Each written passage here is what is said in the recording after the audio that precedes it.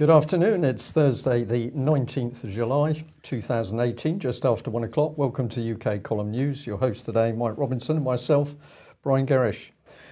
Well, we're getting straight on with the BBC and Cliff Richard, because obviously the court case, or the announcement was made that the BBC had lost their case against Cliff Richard, who was suing them for breach of privacy and so on over the fact that they put a helicopter up with cameras when the police were raiding Cliff's house looking for evidence to support allegations of child abuse or related activity. Of course, there was nothing found in that particular raid, and so Cliff was considered to be not guilty of anything, innocent, but the BBC had put his name all over the papers and their own news coverage, and well, they were found guilty of this, and Cliff was awarded £210,000. On screen at the moment, we've got an interview, or at least an article about an interview with Lord Patten, the former chair of the BBC Trust, who was speaking on Newsnight last night, and saying that the BBC would be crazy to appeal against this ruling. He said, and I think it would be crazy for the BBC, arguing that there's some principle of freedom of speech involved, and to appeal this decision. Now, of course, it's not about freedom of speech as such, it's about freedom of the press. And, well, we're pretty cynical here at the UK Column about what actually occurred here, because, in fact, the standard of journalism that was on display from the BBC, bearing in mind that this is the national media outlet, BBC News, considered to be the top of the profession, and they pull a gag like this, Brian, it's just untenable that this was by accident or through incompetence. Well, I totally agree. I've always believed that this was an incident that was set up by the BBC in order for the consequences we're now seeing to be created. So why was it in this particular case the BBC seemed to just go mad in their reporting? The police informed them what was going to happen well in advance, and then we're using helicopters to get shots of what's going on here. At the time, it seemed to me that there was something very, very wrong with how the BBC were conducting themselves. Now we see the fallout of those actions, and I think some really serious things have been put in position by the BBC. Well, let's look and see what serious things, because on the media show on BBC Radio 4 yesterday evening, this lady was one of the guests. That's Susan Aslan, who's a partner at ACK Media Law.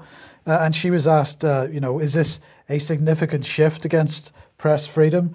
And she said, yes, she thinks it is. It represents a flow. There is a direction of travel, generally judicially, in this direction. There were no decider cases on the issue of investigations being an invasion of privacy. And if you can't report on the police investigating or searching someone's house, that is quite a landmark change. She was asked, does that mean that suspects in a police investigation cannot be named before being charged? And she said, yes, it does, unless there is, for example, a risk to public safety. For example, if a murderer is on the loose, then the press can say who they are, who the public is to look out for. Also, the next person who was interviewed on that programme was the editor of the Yorkshire Post. And just coming back to this point about whether this was a deliberate action by the BBC or incompetence, he said quite clearly, he was quite unequivocal about it, none of his journalists would be so incompetent as to have reported on this in the way that the BBC did. He was almost incredulous about how the BBC had reported this. I don't think he could quite believe it either. And this is an editor of not just the Yorkshire Post, but he's actually heads up quite a number of the Johnson Press titles. So there's no question in my mind, and you've said the same, that this was a setup. Set piece action in order to create follow-on events, and those follow-on events have happened, and we can now see the real danger that we're going to get in the position where the police can lift people, they disappear from their homes, from their cars, you're not even allowed to talk about it. And if we can give you one classic case to emphasise the danger of this, Melanie Shaw effectively disappeared from a home, from the streets, from communication with others. And it was only by actually speaking out about her and contacting the police themselves and saying we're about to report a missing person that Nottingham police agreed to admit that they actually held her in custody. So if we hadn't have put out the news reports, we hadn't have followed it up by questioning the police themselves, Melanie Shaw would have simply disappeared from her home and possibly disappeared into a gulag prison and psychiatric system in UK. Nobody would be the wiser. She would have simply disappeared. And here we have the BBC, which of course has over the years conducted itself in a way which has protected people abusing children, has now facilitated possibly even that area, that if you have somebody who is on a suspect list of abuse, now you really can't go near them as a result of the BBC's actions. I think this is very, very dangerous stuff. Meanwhile, the BBC is bigging up on things like this. Now, I'm going to thank the person who sent this through to me. I looked at it, I read it, I reread it, and then I thought, what exactly is the BBC doing here? But we'll see how you react as our audience today. So BBC News, the headline is Generation Sensible in 5 charts. And for once they actually meant what they said in the headlines, because this is the only comment. It says rebellions of young people have been recorded for decades, bucking trends and breaking the rules before entering the world of being a boring grown-up. But a new generation is coming through and truly shocking society. How? By becoming more sensible. For example, a survey conducted by the British Pregnancy Advisory Service showed teenagers are becoming less likely to have sex, preferring to spend time with their families and having romantic relationships online.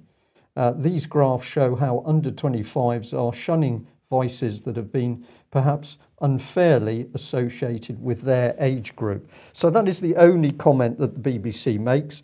And then this is the information that they're crowing about. We just bring this up on screen. So we've got goodbye booze. Young people are drinking less. And we've got a very slight downward trend there. We've got just say no. Youth drug use is dropping. English and Welsh 16 to 24-year-olds who have taken drugs, and the percentage has dropped from a high of about 55% back in 1996 or so to roughly 38% in 2016. I'm guesstimating off these images to make that report. Think before you do it. There are fewer teen pregnancies now, and that's showing quite a drop. But what they haven't done is perhaps look at whether that's a result of behaviour or the fact that there's less likelihood to be getting pregnant these days? Well, these are the key questions, Mike, and the questions that came into my mind. Let's do the last one. We've got another one as well. Stub it out. Young people are less likely to smoke. And we've got this one. Fewer young people are getting arrested, where we see apparently a massive drop. From 2007, where we had about 350,000 young people, 10 to 17 being arrested, and now that's dropped to under 100,000 in 2017. Now, these are statistics which have come out apparently at the Ministry of Justice and Youth Justice. So we're not questioning the actual veracity of the statistics themselves, but I think you're on the button, Mike, here, because this is where my brain took me. There's no analysis as to the background of what's going on here with any of the statistics. So the arrests, are these young people now too frightened of the state to challenge it?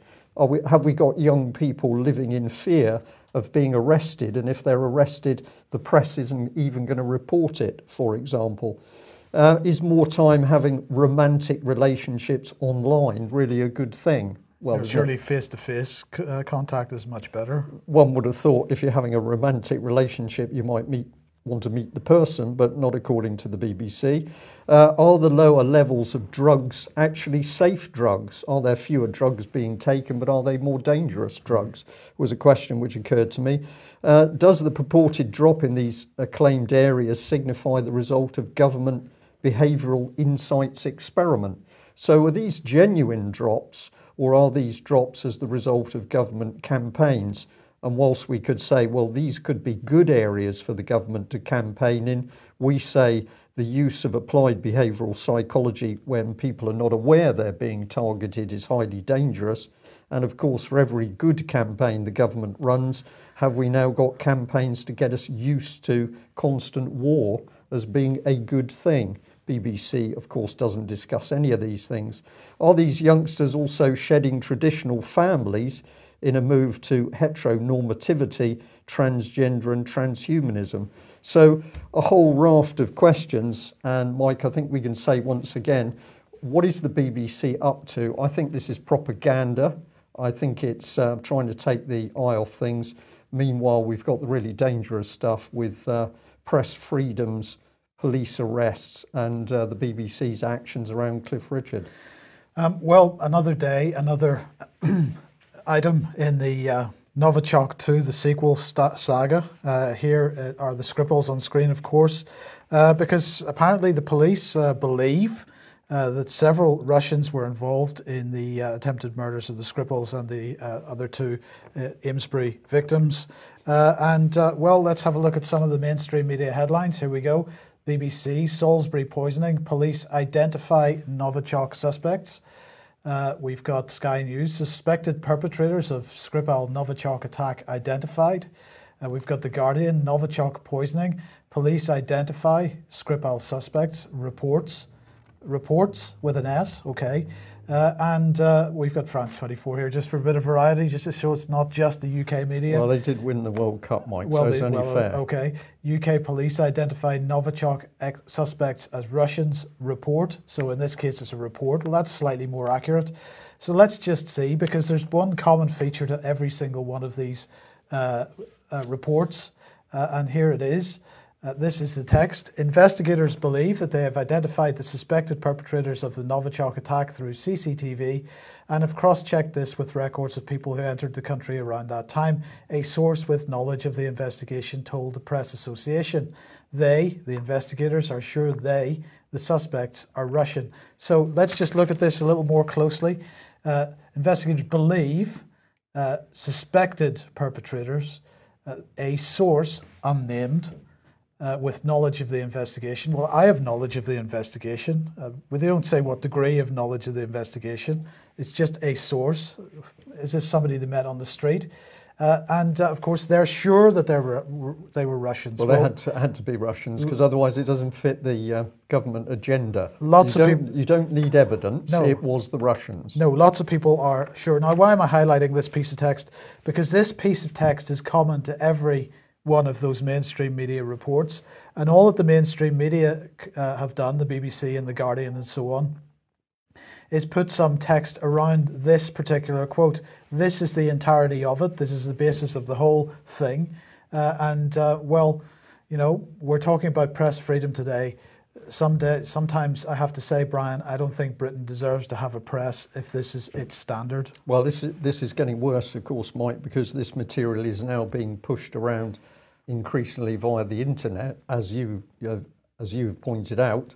And if people look locally, you will see that their local papers, your local papers, have virtually disappeared. There's one or two tiny newspapers dotted around the country. The rest of them are all hoovered up in these conglomerates that are sharing these stories, and then they're printed as if they came from a separate news source. So it's another form of deception on the general public, I think. Yeah, I'll just highlight a tweet that Craig Murray put out this morning. He said, unnamed source close to unnamed British police officers tells unnamed Press Association journalist, Britain knows the unnamed Russian agents who attacked the Skripals doorknob with gel-filled perfume bottle, then went to central Salisbury to leave it in a park. Totally convinced. I think I've got to agree with the sentiment expressed there. But anyway, let's move on.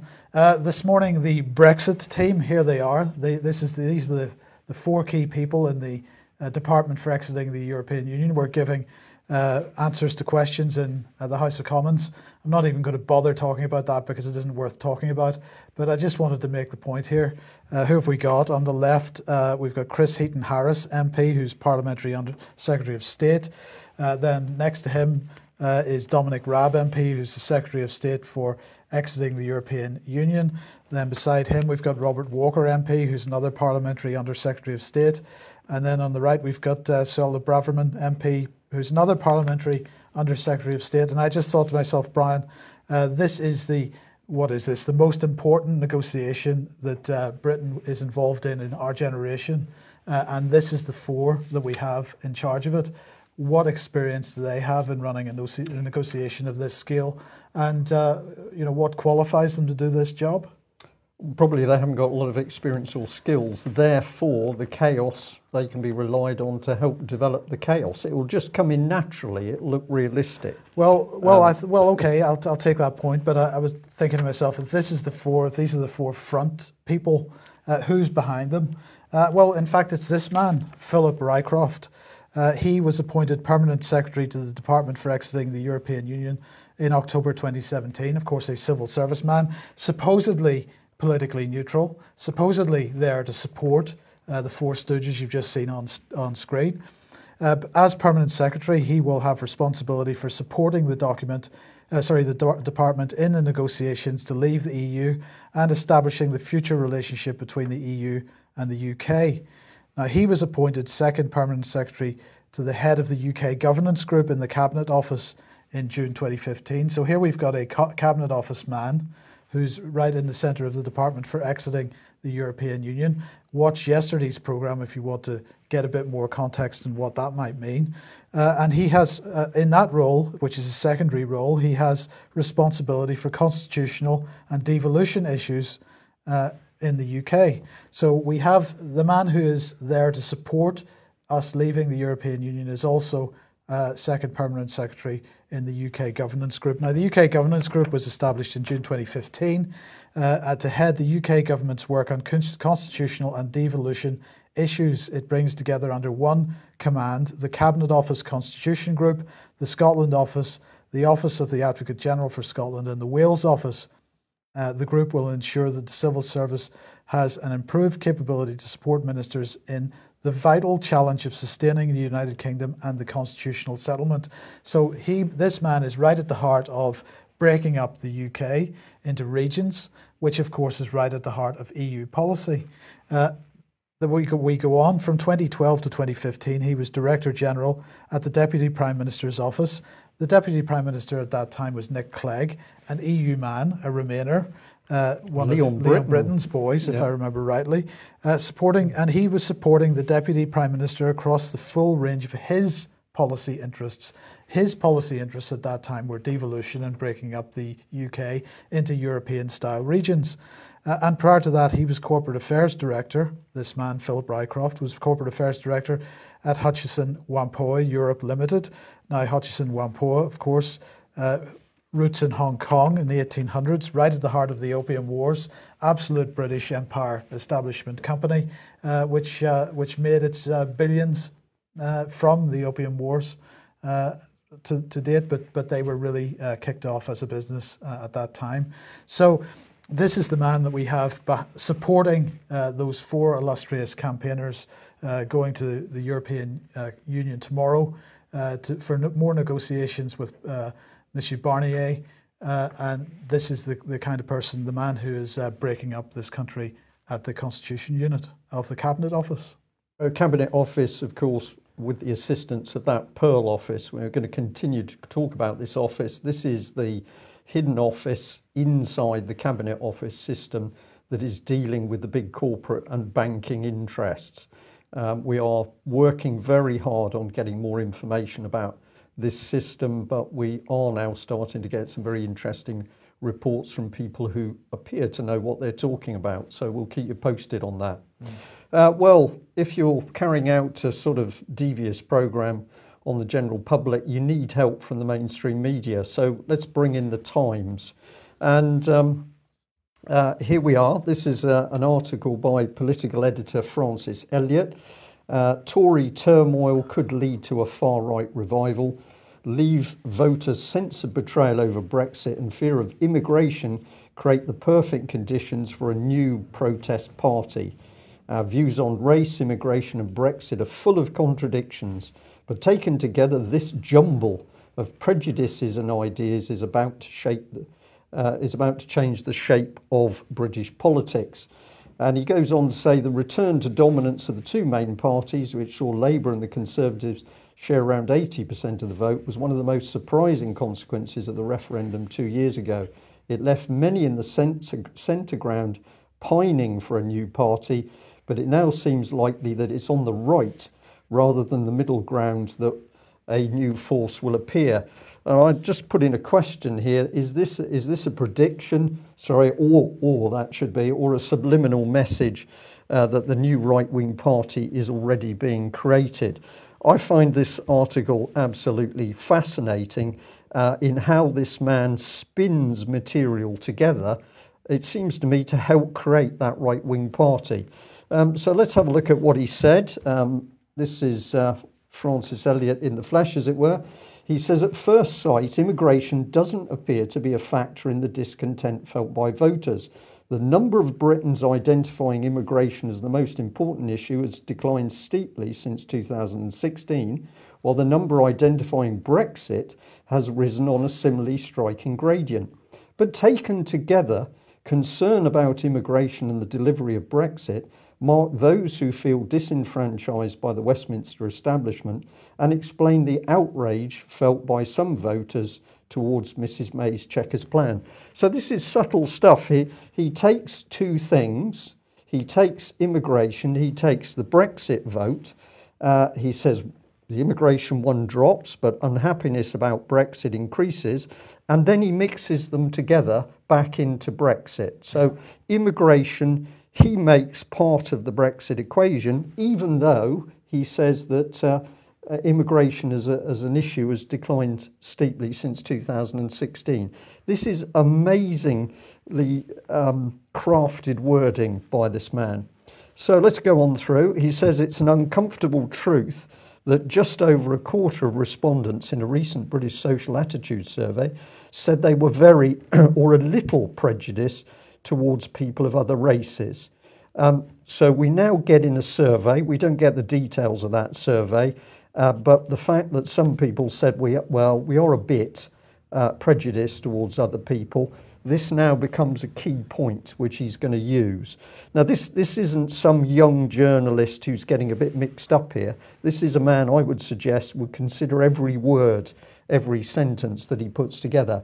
And so it goes on. In comes Robinson, Tommy Robinson, but Robinson's anti-migrant creed has no shortage of high-profile supporters. Here is Donald Trump speaking alongside Theresa May after their Chequers summit last week on the damage the president believes migration is doing to the cultural fabric of Europe. I just think it's changing the culture. I think it's a very negative thing for Europe. I think it's very negative, he said. So we've gone from people, 17.4 million people who voted for Brexit. We've now brought in racial prejudice. We then can bring in Tommy Robinson, and then we can also hang it apparently on Trump. And just to get the point home, we often have shown this slide, but this is a gentleman now deceased, Peter Sutherland, who, as a very powerful man in politics, said, well, we need the mass migration in order to break down nation states to assist the European Union project. So effectively, according to the Times, we can't debate what Mr. Sutherland says, because if we do, we're all racist. Yeah. This is the message that the Times is putting across. And so let's go on. He says, where are we? Sam Brownback, the US Ambassador for International Religious Freedom, is reported to have warned Sir Kim Darroch, Britain's ambassador in Washington, that if Britain did not treat Tommy Robinson more sympathetically, the Trump administration might be compelled to criticise Britain's handling of the case. And then Eliot goes on, Mr. Trump's son, Donald Jr., has tweeted support for Robinson. A US think tank, Middle East Forum, helped to organise a rally in support of him in London and sent a Republic congressman, Paul Gosar, to speak in his support. So this is quite amazing, Mike, because this top journalist with the Times simply links the Middle East Forum in and pins it on Donald Trump. But of course, what they don't want to say is what this organisation really is. So my comment is either with woeful lack of professional investigation as to the facts, or to deliberately deceive his readers, Elliott does not declare that the Middle East Forum backing Tommy Robinson is an extremist, pro-Zionist, pro-Israel organisation dedicated to an ultimate Israeli victory over the Palestinians and others who challenge the Israeli state. This man, we're led to believe, is not bright enough to have discovered that for himself. I don't believe that at all.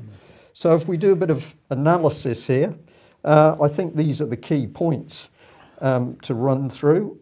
If we dare to talk about immigration or Brexit, we're confused, jumbled is what he's saying, and prejudiced. Jumbled confusion will reshape politics, i.e. create a new dangerous right. So if you believe in Brexit, you're a racist and you're helping to create a new dangerous right. So those 17.4 million who voted Brexit are all racists, prejudiced to a people of other races. If you are for Brexit, you're pro Tommy Robinson and Trump. Apologies for the little bit of additional text there. Trump is pro Tommy Robinson, and therefore it's also implied that Trump's a racist as well. And we've got that our confusion and prejudice on Brexit and race is a fertile ground for what he calls xenophobic insurgents. So if you voted for Brexit, you are going to create this far right, which is extremist and racist, and it's going to be comprised of xenophobic insurgents. I found this pretty dangerous article, Mike, and I think the aim is to actually say that party is being created, and we'll have a look at perhaps how that's going to be done after the advert. Okay, so tonight, Ian Crane is in the studio. Just one programme tonight. He's doing Fracking Nightmare at 7:30, not the usual 9 p.m. And what's he covering? Well, he's covering Cuadrilla injunction, of course, that he's involved in, the lack of emergency response planning, water shortages in the northwest of England, because, of course, it's going to be very difficult for Greg Clark to sign off on the Cuadrilla frack in Lancashire when they're about to impose a hosepipe ban. But another thing that's of quite interest is this, because he'll be talking about this, another earthquake in Surrey Swarm near Newdigate, a swarm of what they're describing as a swarm of earthquakes that have taken place, 9 seismic events above 1.5 on the Richter scale since the 1st of April, another 2 yesterday. And the fracking companies claiming that it's nothing to do with them, but Ian making the point that the epicenters of these events are within a 2-mile radius of both the Brockham and the Horse Hill frack sites. So he'll be talking about that and giving the full details of that later on. Okay. 7:30, ukcolumn.org/live. Okay, thank you for that, Mike. Right, let's come on to Tommy Robinson demonstrations, just keeping in mind the report we've just taken you through by the Times, by Mr. Elliott. So let's remind ourselves of the demonstrations. Quite a lot of people on the streets on the 14th of July, not as many as in the previous demonstration, but what sort of thing was taking place? Well, we found it pretty remarkable. Here we've got a gentleman called Abbey and his mum on stage. Apparently they're Australian Tommy Robinson supporters. And what are we interested in? Well, we're very interested in what this man said. He said this, and together with his mother, but the main comment we're coming to is his. We love Tommy Robinson in Australia, and we know this. We're coming together, and there are millions and millions in Australia that support Tommy, that support you, and are here to support you, and are here to fight the fight together, united, no matter what the left call us. I am the world's proudest Jewish Nazi, and Tommy is my brother, and is my friend, is my leader. So here we've got a gentleman on stage, showing on screen. I'm pretty sure he's wearing a skull cap, and he's boasting to the audience that he is a Jewish Nazi. Now, that's a very interesting concept, which we could have a little bit of a discussion about, but I'm going to say I don't get a warm feeling for what sort of man this individual is. But let us also remember that the Middle East Forum that has set up these demonstrations is also vehemently pro-Zionist, pro-Israel, and they have said that Israel needs an overwhelming victory to crush any of the people that are challenging Israeli politics in the region effectively. So Mum came to the fore as well. She very quickly said the whole problem with what's going on at the moment is Islam. It's Islam. We didn't get a lot of background into Abi's mum, only that she'd travelled thousands of miles to come on this stage and tell a British audience that they didn't really understand their own problems, but for her it was Islam. So some questions to be asked. Then it gets very interesting because, of course, this man took the stage, which is Gerard Batten, the UKIP leader, and I found it extraordinary that he would take to the stage after somebody had boasted that they were a Jewish Nazi. But clearly he was happy to do that, and this is a screenshot of him starting his speech. And let's paraphrase what he had to say to keep it as short as we can. He said, well, yes, Tommy Robinson is a criminal, but many other criminals have become heroes. The suffragettes, Mahatma Gandhi, Nelson Mandela, he was involved in conspiracy to murder, but he's now a hero. And now, just like Robin Hood, Tommy Robinson is protecting the weak and the vulnerable. The real problem is that the rape gangs are all of the cult of Muhammad. Tommy has been brave enough to speak out. He then talks about this problem in greater detail. Join UKIP. So Gerard Batten, the leader of UKIP, which many people would say, many people might disagree with UKIP policies, but it was known as a well-behaved party of decent supporters, and I'm happy to stick with this. There were problems amongst the leadership itself, but certainly it was not known as an extremist right-wing party. But here's Gerard Batten now on stage, jumping right into the middle of it.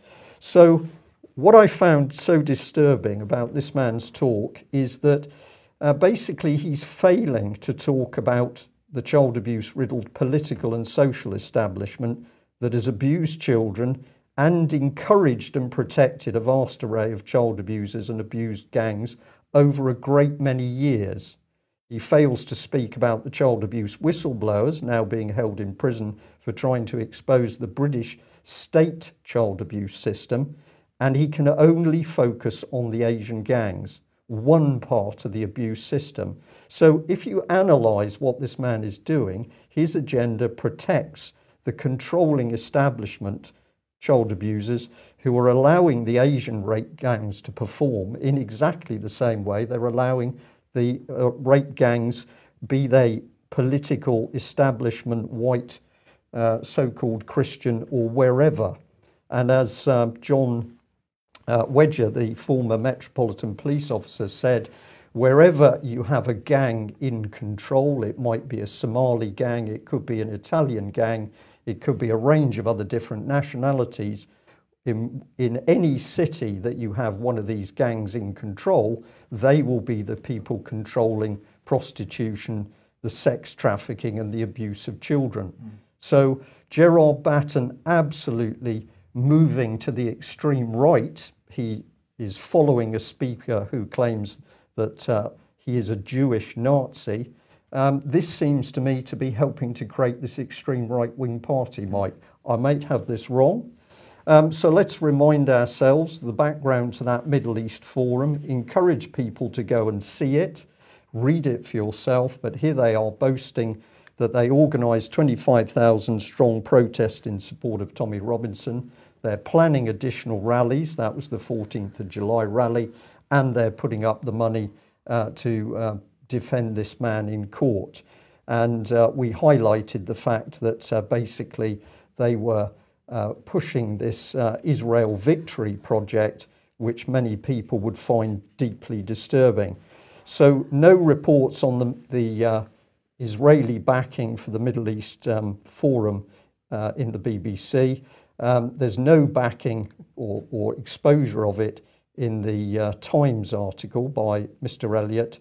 What we've simply got is a wall of silence here as this extremist pro-Zionist organisation backs these demonstrations. Now, to ensure that we're accurate in our reporting, I'd also like to just show you this screenshot, which I think is highly significant. There were an appreciable number of black and non-white people within the crowd at this demonstration. They were obviously mixing freely without any problem at all. This gentleman was at the front of the barrier close to the stage. The cameraman said to him, "Are these people racist?" And he laughed and said, "Not at all. We're all here to support Tommy Robinson and Trump." And as he said that, the white man to his left reached forward and patted him on his shoulder. So none of this, of course, was reported by the BBC or reported in the Times. But I get a sense of unease here, Mike, that I think we can see people being highly manipulated in order to form this extreme right-wing party, which of course can unleash the violence and then unleash the state clampdown. And now we're getting to the stage where the press won't even be able to report the arrests, thanks to the efforts of the BBC. Okay, here we are. Arch hypocrite and Minister of War, Gavin Williamson here, has launched a new medal for sailors, soldiers and airmen who've taken part in Iraq or Syria. It's the Operational Service Medal Iraq and Syria, which is also known as the Operation Shader Medal. And this is the first Operational Service Medal to be created since 2003 and has apparently its own distinct ribbon and clasp. So that's really fantastic. Gavin Williamson said the campaign against Daesh is one that our armed forces can be extremely proud of. Eliminating the threat from terrorism is critical to our security at home and abroad. Oh, really, Gavin? Well, let's have a look at how much you're... well, let's just have a look at the... We're lost for words. Yes. Here is the latest report on the Conflict Stability and Security Fund, which came out late yesterday evening, the annual report 2017-2018. And it says that, it says this. During 2017-2018, the Conflict Security and Stability Fund provided over £11 million to support the Syrian civil defence, also known as the White Helmets in Syria.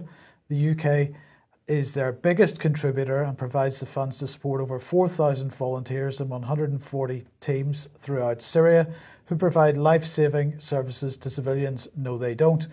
The project, this report says, is estimated to have saved over 115,000 lives. No, it hasn't. And we'll have much more to say on this 115,000 lives in the not too distant future. Can't just say anything more about that at the moment. That's not the point. The point is here they're admitting to putting £11 million and a whole host more money into a group of people that I think we've demonstrated over the last couple of years are, at the very least you can say, is directly linked to the terrorists that Gavin Williamson is giving out medals to armed services personnel for allegedly dealing with. Well,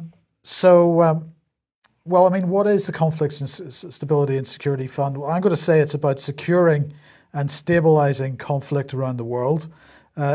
This represents the policy of perpetual low-intensity warfare, and it provides a market, of course, for the military-industrial complex. But let's have a look at the areas that the money is going into. And it's not a coincidence that these areas in dark blue on screen are the areas where there is conflict. And so this is all about stabilizing that conflict, I believe, and making sure that the money is put in the right places to make sure that conflict runs along quite nicely without getting too much out of hand, but not reducing by any significant amount either. So we can hoover up the assets, presumably. Well, we can hoover up the assets. It provides a market for military production, but it's also, of course, about driving migration, because this creates a whole other market in people trafficking that creates pots of money for people. And of course, Britain benefiting from £130 billion profit from this from this market each year, and putting almost nothing into so-called law enforcement. So let's go back to the CSSF report. And of course, one of the things that I've been trying to do over the last several months is to get hold of specific details about the funding for the White Helmets. And what became clear is that the White Helmets provide a quarterly financial statement to the Ministry of the Foreign Office, and that information gives a breakdown of where the money that's been given to them is spent. Now, the Foreign Office refuses to release that information. So there's a section on that issue in the annual report, and it says this: due to the highly sensitive nature of some of the CSSF's work, it is not possible to publish details of all program spend. The two key reasons why it would not be possible to make program documentation public are to protect national security and to protect the safety and security of the beneficiaries, partners, and partner governments. Regional and thematic boards take the decision on what can be published and apply similar criteria to that set out in the Freedom of Information legislation. So what is this? An admission that money is going into projects that perhaps the government might be embarrassed about?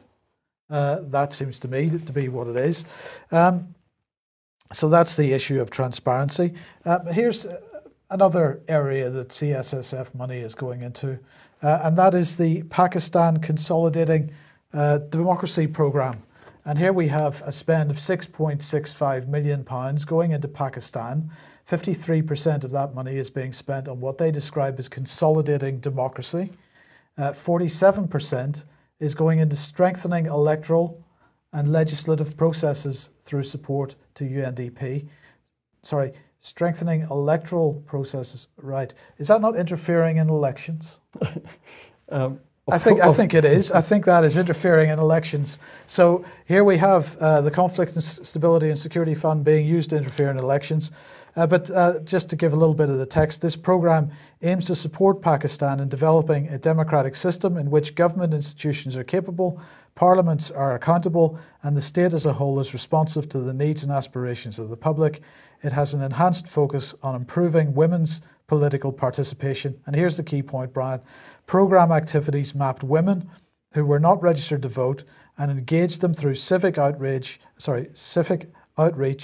workshops, street theatre in remote areas, social media and radio. So this is exactly money going into the types of programmes that BBC Media Action, Thomson Reuters Foundation promote. Mike, this is British soft power, and what's being used here is applied psychology. So this is all British government behavioural insights getting into the heads of people to make them think that they need the corrupt form of democracy, which we've already got in Britain. It is so callous and so cynical, this business. It's almost breathtaking. So when you read the term Conflict, Stability and Security Fund, I think it's best to move the comma, perhaps, and that might explain what it's all about. So, okay. Yes. All right. Well, that's the end of today's news. Thank you very much for joining us. We'll say a very big thank you to all of the people who attended the George meeting for the UK column and the British Constitution Group last night. It was wonderful to see so many people, and it was absolutely fascinating to hear the stories and reports that are now coming in on a number of issues in the country. So we had a gentleman who travelled all the way from Cardiff to talk about fraud and corruption and bullying in the police, cover up by local authorities, actions within social services. We've got people talking about campaigns now to stop 5G coming into position. And altogether, it was a very friendly, very uplifting meeting. So thank you for those who came. And a big thank you to those who've given us some generous donations there at the same time. That's it for today. We'll be back at the same time tomorrow. Bye-bye. Bye-bye.